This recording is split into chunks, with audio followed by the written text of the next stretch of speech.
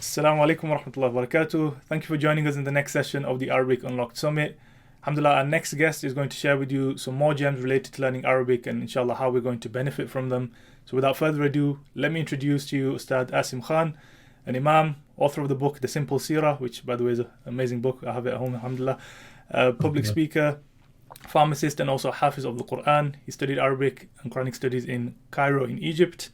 So alhamdulillah, we're honored to have Ustad Asim with us today at the event to share his thoughts on how learning Arabic inshallah is going to benefit us. Assalamu alaikum wa rahmatullahi wa barakatuh.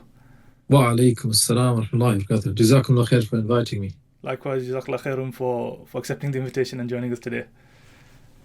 Alhamdulillah. So as we said, the kind of discussion we're going to have is around the topic of learning Arabic and how learning Arabic can benefit us on multiple different levels. I know you, like myself, grew up not knowing Arabic and you learn Arabic kind of as a second language. So before we start, if you could just touch on how, why you wanted to learn Arabic and how that process was and so on and so forth. Okay, yeah. Bismillah ar-Rahman ar-Rahim. Like you said, in my early years, I didn't have any formal teaching in Arabic. And to be honest, it wasn't really a concern of mine until I reached university. And then something interesting happened where I had a good friend. We both went to college together and he didn't do too well in his A-levels. So at that time, he was deciding what to do, whether he should go to redo his A-levels or whether he should look to try and do something else. And I said to him, look, I've heard about some brothers going to Egypt to learn Arabic. Why don't you give that a go, see if you like it? You can take 1 year out and learn Arabic. And at that time, I was becoming more committed to studying Deen as well.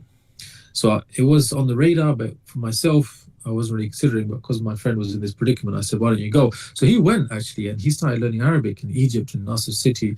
And what happened is I went off to uni studying pharmacy. And after about 6 months, he said, look, this is amazing. You should come down here as well. In the summer holidays, they've got this program intensive and you could do it as well. And there's a few brothers that are going to do it. So I was like, yeah, Bismillah, let's do it. I had also an Egyptian friend at that time and he was encouraging me as well. And so khalas, I made the trip to Egypt. I remember just literally sitting my exams, the end of year exams. And then the dilemma is that you don't know whether you passed or failed. So if you failed, you have to resit. So I was thinking to myself, look, you know what? I really want to go. So I'll take all my notes with me. Qadar Allah, if I did fail, I'll just revise whilst I'm there and, make it work. But alhamdulillah, I didn't fail. I passed my exam. And that was, for me, the beginning of learning Arabic. When I got there, I was exposed to all these people from around the world, America. There were students there from Russia, from Chechnya. And I just realized that, this is actually a real aspiration for so many Muslims. And then I think I started taking it seriously and I didn't really look back after that. So that's the beginnings of my journey to Arabic. Alhamdulillah, alhamdulillah. So then what did it look like from there when you say you didn't look back from that? Was it a continuation of studying over a number of summers and winters, or how did that look? Yes, so every year, so for 4 years I was in doing pharmacy. I would go back every summer holidays and continue. And in between try to continue locally, using the resources and teachers that were here. I have to admit though, I thought in the beginning Arabic's not for me. Because I found it extremely difficult, and I just felt like I was banging my head against the wall a number of times, especially when it came to Arabic grammar. And I felt like maybe my brain is not wired to learn these kind of things. You're definitely I believe. Yeah, so I almost gave up on it, to be honest, probably a few times.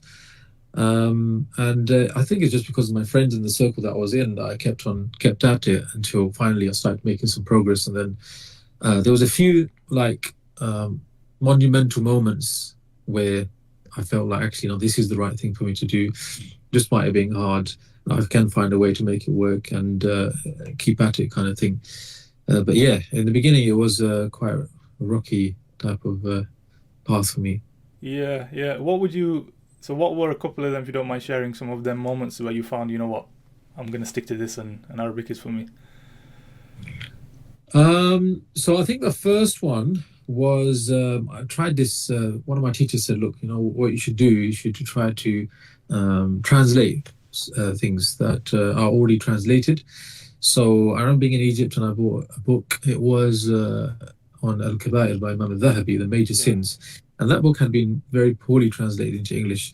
So what I did is that I took that book, the Arabic, and I read it and I tried to translate it. I remember having like so many dictionaries next to me and scratching my head at every sentence, and then I would check whether how good it was according to the translation. I think the translation was quite bad anyway, so I didn't Yeah. really know what I was doing. But anyway, I found this exercise to be extremely beneficial, and it allowed me to see the gaps in my knowledge very quickly, and to try and see, how to remedy those issues.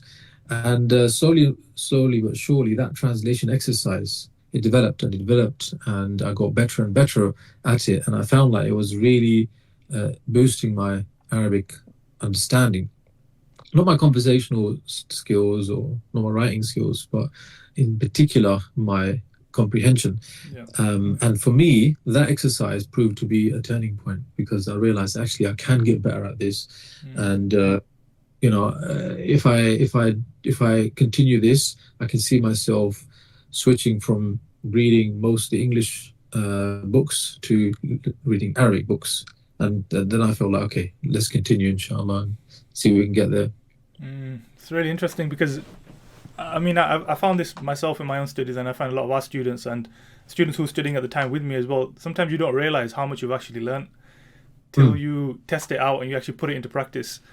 I remember I was reading right at the beginning books which had full tashkil and harakat and everything like that, and one day I just picked one up that didn't have any, and I was just shocked myself that, hold on, I'm actually following this. When did that happen? Like, yeah. So yeah, I think them kind of aha moments are very useful. They're very important, and we sometimes kind of forget that, we've actually been studying for a while. We probably know more than we think. No, it's true. But also like having a mentor as well, somebody who can tell you, try this and try that, because they can save you a lot of hours that you may waste, or not, maybe not waste, but you could save by just following the path of somebody who's already kind of crossed that terrain, and they know the kind of pitfalls, and they know the shortcuts as well. Having those people around you and asking their advice can be very, very useful. Definitely. Yeah, they can definitely kind of give you the shortcuts and accelerate the path. Again, what's interesting from what you just said is how, I mean, somewhat typically that you tend to hear from people who are considering learning Arabic or they're in the process of learning Arabic is they tend to have a kind of all or nothing mindset. So they'll say, right, I either need to go to Egypt, but I need to go full time and live there and study for 2-3 years, or I need to drop out of university and study Arabic full time. But obviously in your case, it's interesting to hear how you manage to balance between the two. Yeah, I mean, look, we have to be realistic. How many of us are going to be able to give up everything here and go abroad and immerse ourselves, go learn Arabic, go to Azhar, for example, 2 years in the college, and then 4 years in the kulliyah and the university, and come out the other side, alhamdulillah, like we see a few people do. Most of us cannot do that.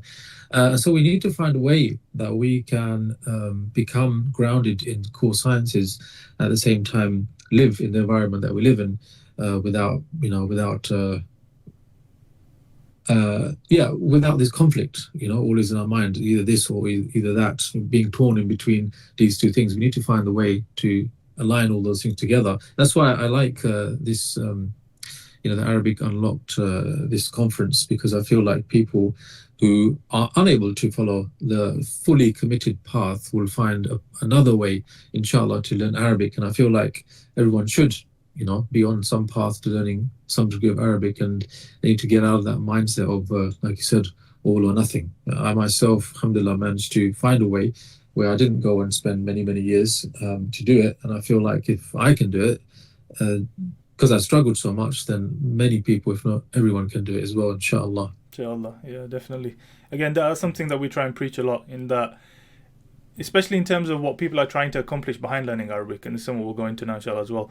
But if you've got an objective behind learning Arabic, be it to understand the Quran or so on and so forth, then that's very different than trying to become, C1 level fluent in Arabic and having an academic level of Arabic, and even conversational. Like you said, sometimes what you're trying to learn Arabic for doesn't require you to be able to hold a conversation. So I think kind of identifying what you're trying to accomplish and then working on that is a lot easier than people kind of realize. No, you're absolutely right. This is one of the mistakes people make as well, that they don't discuss with their teacher or even in their own mind as to what the objective is in learning Arabic. It could be a person who's going to be going abroad to work and they will need to learn Arabic, but in reality what they will need to learn is how to speak in that colloquial dialect of those people. Then there are people that want to learn Arabic because they really are fascinated with being able to speak and hold conversations with other people in Arabic. And then there are people like myself that you just want to be able to read the Quran without translation and to be able to read certain Islamic literature that is in Arabic and classical or in the classical Arabic without relying on translation, be able to try to study those books. And for each goal, there's a different pathway. And if you don't clarify that in your mind first, and you don't clarify that with your teacher, that, Sheikh, I want to study in order to learn to be able to understand the Quran, or Sheikh, I want to learn to be able to speak fluent Arabic, or Sheikh, I want to learn so I can go and work in this place, you will find that you may lose motivation because you're not seeing the fruits that you intended. You might be seeing something else. And also the path will be extremely long as well, because you'll always be constantly, going back and forth, trying to find out, actually, no, this is not working, why is this not working, why can I learn this? Yeah. And in reality, if you just had that conversation, no, what do I want to get out of this? Speak to your teacher, can you tailor make my course so I can get to this destination in the quickest possible time?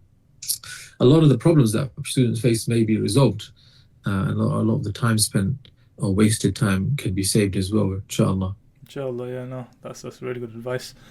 So in terms of people who are kind of maybe on the fence, maybe they've not started learning Arabic, they're looking for some kind of reason and motivation. Again, maybe in the head they're kind of making it a bigger deal of it than it needs to be. Going from somebody who didn't know Arabic, now, alhamdulillah, understands Arabic, how's that changed your relationship with the Quran? I think it's a night and day difference, to be honest. I still remember those days, early days in Egypt, where learning Arabic on a very basic level, going to the masjid and Salat al-Maghrib or Salat al-Isha, and the Imam is reciting, and you just catch literally one or two words, and it's like, subhanallah, I just understood something that Allah is saying in the Quran. It's like shivers down your spine. You're just like, wow, I can't believe I just understood that. Even though the word might be like dhahaba or qaleel or kathir, it doesn't really make any sense. But the fact that you could latch onto one word directly from the Quran is like, really, your iman just increases, and you feel close to the Quran. If you feel close to the Quran, you feel close to Allah subhanahu wa ta'ala. So for me, just being able to connect with the Quran and not having to rely on reading what other people think that this is what it means became the biggest motivating factor. But in my mind, I knew that there are scholars that believe learning Arabic is wajib. Yeah. Ibn Hazm and Ibn Taymiyyah, rahimahullah. And, the idea that it is actually obligatory on me as a Muslim to learn this language did help me a lot, to continue pursuing it and not to give up on it, because at the end of the day, we're here to worship Allah. And if this is part of worshipping Allah, then even if I don't see the benefits of it, I need to do it. We need to do it to please Allah. So I think that kind of pushed me along as well, just knowing that, yeah, it is definitely something that I need to take seriously. Some scholars believe which is wajib. Other scholars say it's wajib according to the need to do certain acts of worship like prayer, salah, etc., etc. So, and then, knowing that, like somebody once said to me, oh, yeah, for how long are you going to be a slave to translation? And when they said that, I was like, oh, yeah, you're right. Actually, I'm a slave to somebody, and I'm a slave to somebody that's it's a matter of my deen. Like I'm enslaved to somebody and depend on somebody to understand my relationship with Allah, and I don't want to be that person. If I said to myself, if I can go through school, secondary school, A-level, degree, masters, I don't really have an excuse for Allah to say, I didn't have the ability to learn Arabic. But Allah has shown me that you have the ability to do all these things. Yeah. How much can you not? And even if you take away education, the fact that some of us have memorized so many things to do with sports and football and entertainment and fighting and, all these names, all these people, all these moves, all these... we have the capacity to memorize so much, and that in a way is a proof that we have the ability to focus all of that towards something more noble, like learning Arabic. These things, I think, kept on motivating me to continue to study Arabic and still continue to study as well. Yeah, subhanAllah. I mean, just what you said there, I've had multiple times people come to me who will have a discussion about Arabic, and the person's a PhD in physics or something, and he'll say, Arabic's really hard. And I'm surprised, like, it's really not that hard. There's people who are definitely much less capable than you who've gone on to learn Arabic. And here you are with all your accolades and accomplishments, and you're telling me Arabic's hard. It can be hard. I feel like there are certain people that are more, they have a greater aptitude to learning new languages. Yeah.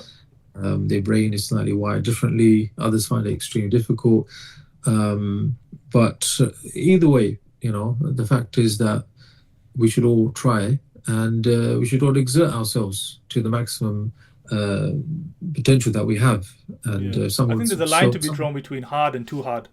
It is hard, and it can be hard, but it wouldn't. Yeah. Allah subhanahu wa ta'ala wouldn't reveal the Quran in a language that's too hard for us to learn. That wouldn't be fair on the bulk of the ummah who's non-Arab. And like you said, if we've gone on to accomplish much more difficult things, then this is the point. Yeah. And again, not necessarily learning Arabic to an academic level, just learning enough to understand the Quran, which is actually a lot less than people probably realize. This is true, yeah. The vocabulary or the vernacular of the Quran is actually not that vast. You've probably seen that book, Learn 80% of the Words of the Quran, and I forgot exactly the title, but there's all the vocabulary, or it says if you learn the vocabulary in this book, we have a similar book as well, Unlocking the Words of the Quran. Do you? Yes, yeah. How do you lay it out? Same thing. So the top 300 words in the Quran, which cover around 80% of the vocabulary. Yeah. So exactly. So you can see that actually, in terms of the amount of words that you need to know to be able to engage in every page of the Quran is not that vast compared to English, for example. Arabic, generally speaking, I don't think the vernacular is as large as English. Like, we probably know more words. Most likely. And the thing about Arabic as well is a lot of the words are very closely interlinked because of the root system. So one word, you kind of know already 20, 30 words, sometimes much more. Yeah, this is the beauty of learning sarf, isn't it? Yeah. When you learn sarf, that's like you just exponentially increased your vocabulary. You can kind of reverse engineer the meaning of a word a lot of the times, even if you don't know it. That's true. And people that are good with maths, I found, are very good learning sarf. Yeah. And even nahu, in a way, is a bit like mathematics as well. People that are good in maths, they tend to be very better. Formula-based kind of. Exactly, yeah. You do this and you do this, and you will end up with this. So exactly. I think sarf and nahu can be good for maths students. Definitely. So going back to balagha, for example, people that are good in maths and the sciences may not be good in balagha. Balagha is more like an English literature kind of. Yeah, it's more like art. So people that are more trained in the arts may be better in application in the applying balagha rules, or seeing balagha and seeing the rhetorical impacts of certain balaghawi tools. Yeah. So it's like there's something for everyone in Arabic, really. So I've taught students that have basic Arabic grammar and sarf, balagha, using English equivalents in balagha, and seeing that some of them can make considerations and reflections far superior to some others who have very solid grounding in grammar and in sarf. It's just because their brain is slightly more inclined towards that type of way of thinking. It's interesting you say that, because I found in my scenario, I'm a lot more inclined toward maths and mathematics and kind of logical thinking. So I found Nahu and Sarf very, very easy and straightforward. Right, mashallah. Even in school, when I got to things like English literature, it was always a struggle to kind of study that kind of thing. Me too. Yeah. When I got to Balagha, you're right, it was a similar kind of experience. Yeah, but with the Balagha, obviously, because it's so closely related to appreciating the eloquence and the beauty of the Quran and tadabbur of Quran, reflecting over the Quran, it becomes an endeavor that you must try to pursue, regardless of the way your temperament is and the way you usually like to think. Because the consequence of not being good in balagha means that you'll be very restricted, really, in appreciating the literary beauty of the Quran and being able to reflect over the verse of the Quran and derive lessons from the Quran. So, balagha really and truly is a game changer, was a game changer for me anyway. Yeah, it takes you from that surface kind of just understanding the language to actually understanding the beauty of what's being said and how it's being said. And yeah, this is the thing. So you've got in the Quran, like they discuss about Imam Zamakhshari and his book Al-Kashaf. And the fact that he was a Mu'tazili and a proponent of Mu'tazili thought would mean that his book would be sidelined. But we know that historically speaking, it wasn't sidelined. It was celebrated. It was used for centuries in the Muslim Sunni world. Be that with glosses, with hawashis.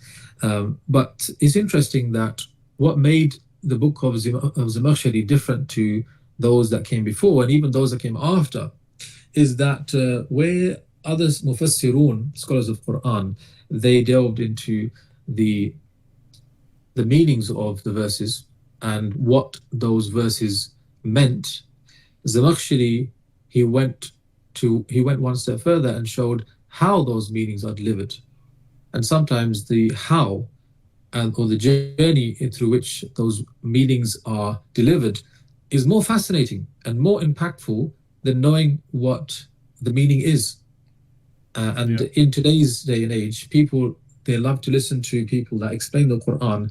They're not just telling them what the Quran means, but they're also showing them the mechanism through which that meaning has been conveyed. And the eloquence factor basically is what's being explored.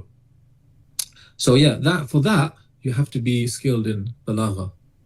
And balagha, for those who, again, are not aware, is... Sorry.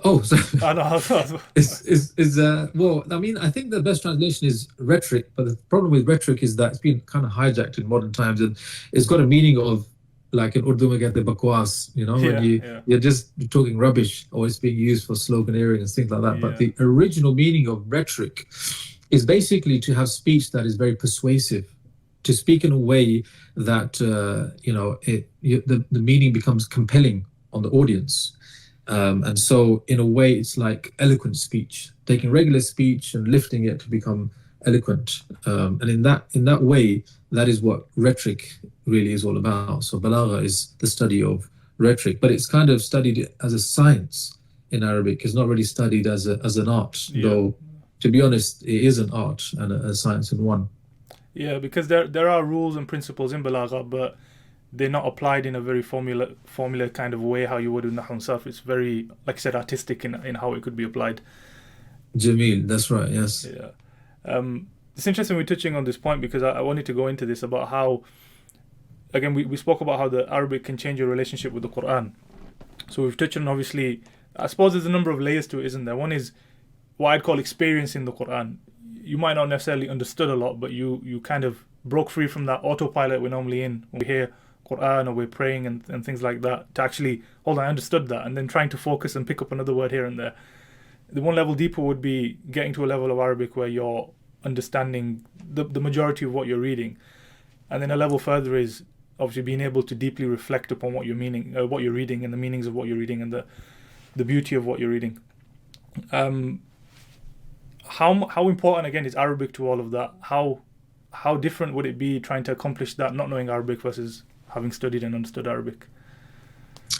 That's a good question. So if I give you an analogy, if I said to you that, look, here's a map, or it's a treasure map, basically, this will show you the path or the journey leading to a treasure which will enrich you and you will never need to work ever again in your life. The only problem is that map was written in hieroglyphics, for example. Yeah. Now, the thing is, that map is super important to you. It holds the key to success, and you'd give anything to be able to follow it and to find that treasure. But the fact that it's in hieroglyphics, you don't know that language, you're going to need to rely on another person to interpret that for you. And the thing is, what's happened is that there's now a barrier between you and the map. And your confidence in the map really and truly is dependent on your confidence in that person.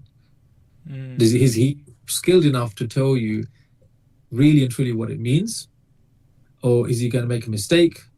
So your level of confidence isn't that high anymore, and because of that, your investment in following that map has been compromised. You don't have that confidence anymore because you're like, I'm not really sure whether I'm understanding it properly or not. Yeah. So I'm not gonna like throw the kitchen sink at this map and try and do my everything when I don't even really have confidence I'm understanding it properly. In the same way, for you, the Quran can become like that, where there's such a big obstacle between you and the Quran that you got to rely on somebody else to tell you kind of what it means, and you're not really sure whether that person truly understood it in the correct way. Your confidence in understanding the Quran has been diminished. As a consequence, your investment in reflecting over the Quran will also become diminished as well, because you're not 100% sure, like, did I actually understand? You're kind of second guessing yourself, and so I'm not really going to follow my trail of thought to the nth degree, try to reflect and derive lessons from it as much as I would if I understood the Arabic. Now, understanding the Arabic is of levels, like you said.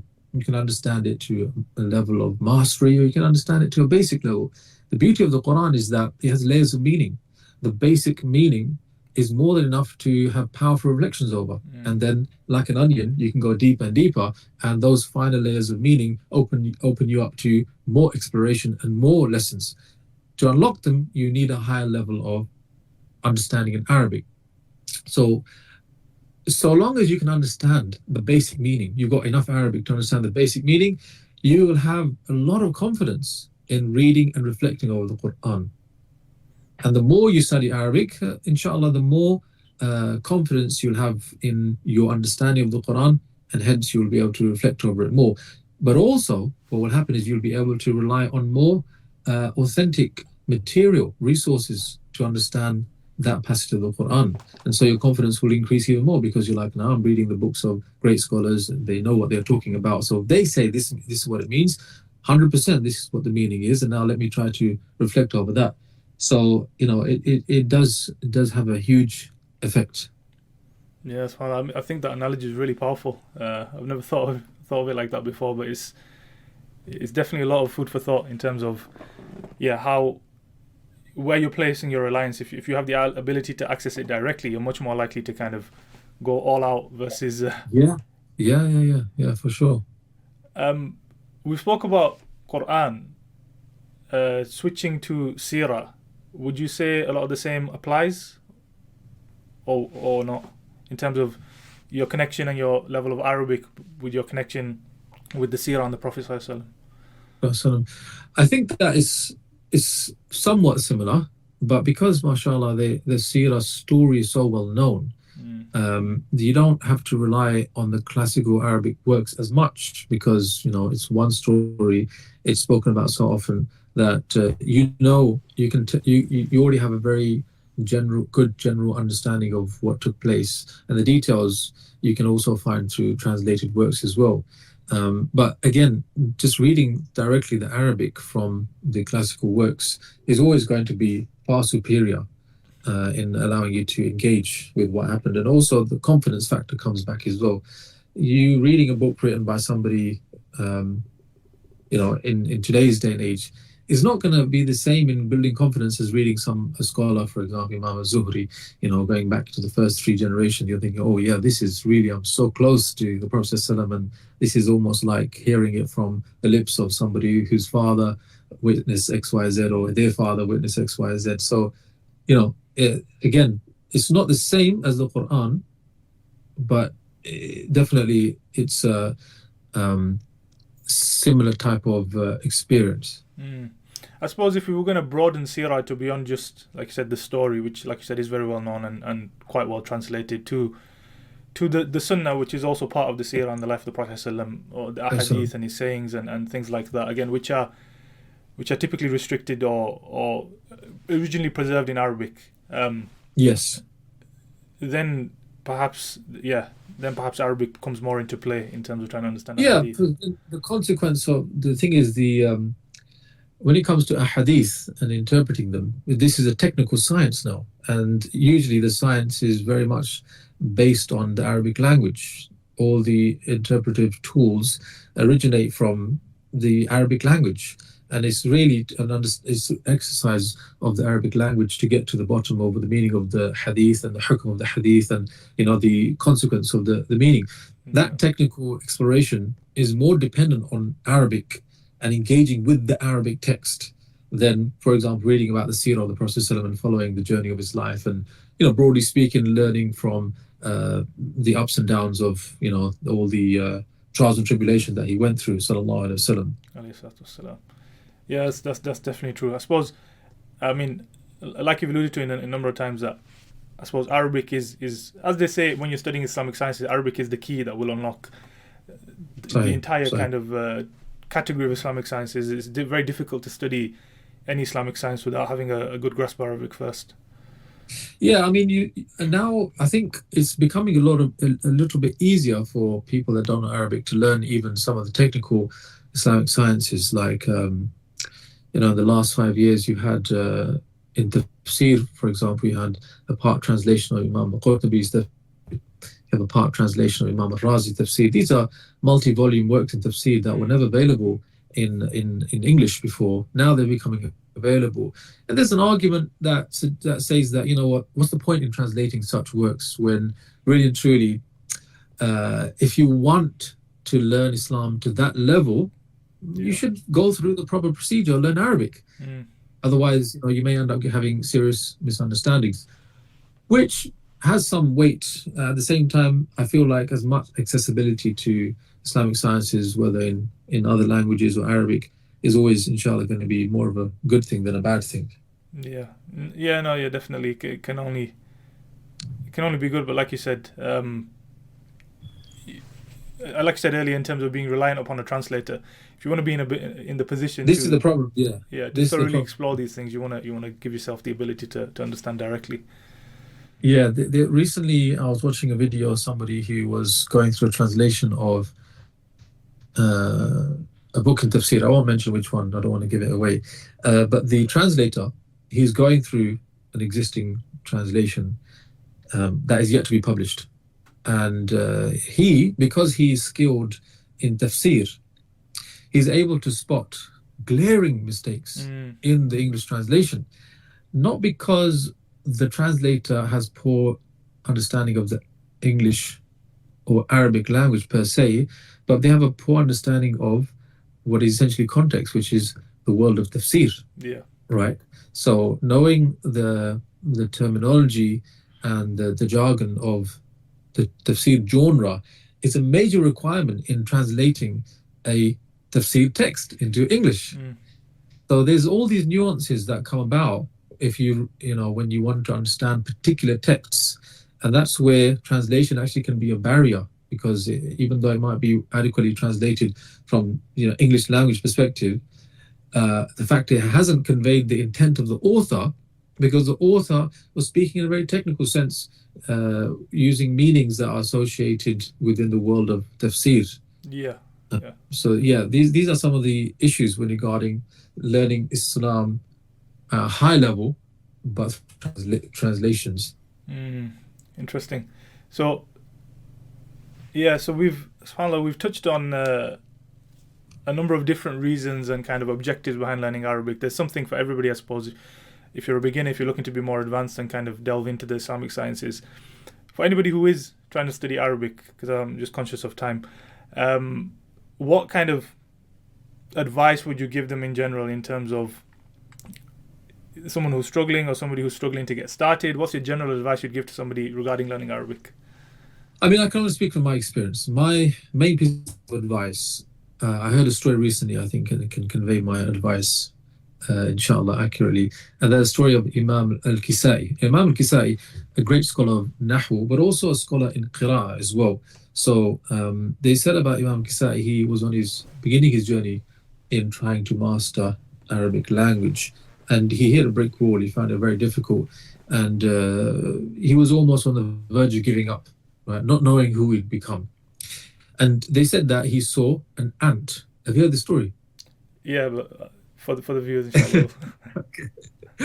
So he said that he saw an ant, tiny creature, was lifting a crumb from the ground, which was twice or more than that his size, and going up a slope. And every time it went up, it would fall down and drop the crumb, and then pick it up, and then go up and down until after so many times it managed to succeed. Imam Kisai reflected over this and said, look, this is creature lifting something which is far greater than its own weight, and yet it tries and tries even after it fails so many times. What then about myself and my desire to learn the Arabic language? The message really for myself in that story, and I think this is my key advice to anyone, is look, it doesn't matter if you failed 3 or 4 times, 5 times in studying Arabic. It's worth you picking the book up again, starting the course again, and trying all over again. Inshallah, if you do it with sincerity, if you're doing it for the sake that Allah is just pleased with you, that here is my slave trying to learn a language that is beloved to me so that he can learn my kitab, my book, Allah will open the door. Allah will facilitate the way, and inshallah you may become somebody who you never thought would be able to have this much knowledge about the Arabic language. So don't give up, inshallah, just keep continuing. Inshallah. I think that's very beautiful advice, I think, for everybody, and it can apply to us at all stages of kind of our study and our study journey. Inshallah. Okay, before we go then, I know you've recently released your second edition, or book number 2 of the Simple Seerah. Yes. For those who don't know, if you would just like to share a little bit about the Simple Seerah, what it is, why you wrote it, and where they can get it, and things like that, inshallah.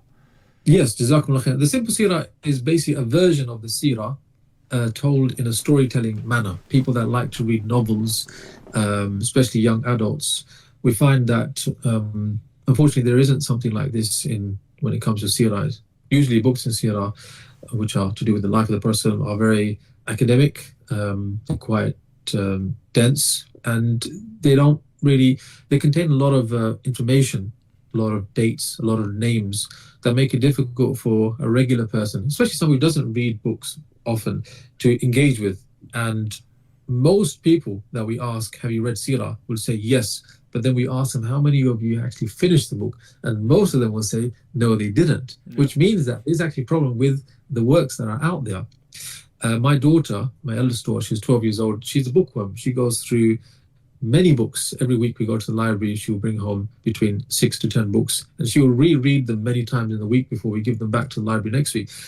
So we have young children, we have young adults that are, avid readers, and then we have people that don't read, but we have, every one of them wants to read about the life of the Prophet.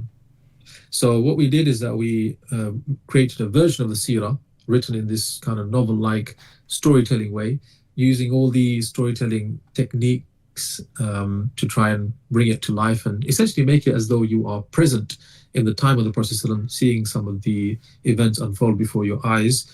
And we released part 1, which was from the birth of the Prophet to the Hijrah. And now part 2, which I have a copy of it here, this is just a sample one, has been released. And that is from the Hijrah, when they arrive at Medina, up until just after the Battle of Uhud. So inshallah, there'll probably be part 3 and probably a part 4 as well to complete the series, inshallah. Okay, alhamdulillah. Yeah, I've got part 1 and I've read it, and mashallah, is, as you described, it's a very nice read, very simple read. My niece, who's 7, was trying to read it as well just recently. MashaAllah, MashaAllah. Yeah, mashallah, she was really, I mean, if I'd have given her any of the Seerah book, I don't think we would have got very far, but alhamdulillah, the way the book's written, it was... MashaAllah. So yeah, mashallah. Where can people get a copy of the book? So I think the part 1 is available on Amazon, and in the UK many bookstores have it as well. Part 2 is available from our website, which is simpleseerah.com. Perfect. Simpleseerah.com. Yeah, inshallah, I'll be heading over there to get my copy of part 2, inshallah, very soon, and I recommend everybody else as well. So, okay, it's been a pleasure. Jazakallah khairan. I know I've benefited. Inshallah, everybody listening has benefited as well. Inshallah. And yeah, Jazakallah khairan. We'll speak soon, inshallah. Assalamu alaikum wa rahmatullahi wa barakatuh. Okay. Wa alaikum salam. Take care of yourself. Barakallahu feekum.